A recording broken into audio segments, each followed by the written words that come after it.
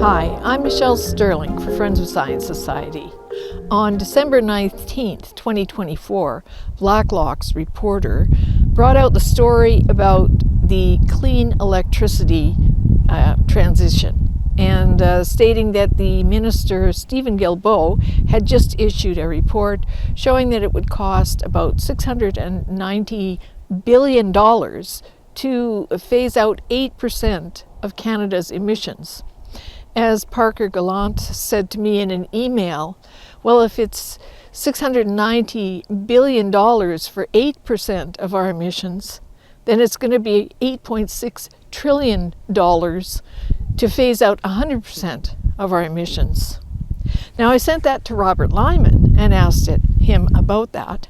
And he said, well, that depends, because phasing out the fossil fuel basis of the electricity sector is one thing, but to decarbonize all of society might cost a lot more, because it depends on how difficult it is to decarbonize processes like steel production. So it might be even $12 trillion or more. Now, remember, Canada's GDP is $2 trillion a year. So we're talking magnitudes beyond our comprehension to try and meet an objective that will not stop climate change anywhere in the world. Because in the course of 1 month, China emits what Canada emits in a year and 8 months.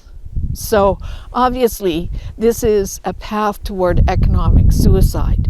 These net zero targets are actually destroying Canada, and there's no reason for us to meet them because there's no climate emergency.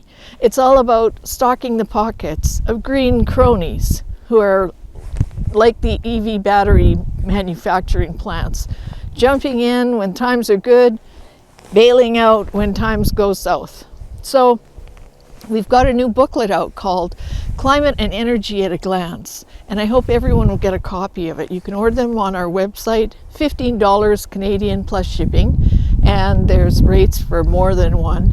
So have a look at that and see how we can nix net zero, because these are absurd policies and they're also unattainable. We're supposed to be going to 100% clean electricity grid by 2030, 2035. That's only a few years away, and most hydro plants, most natural gas plants take somewhere between 10 to 20 years to build.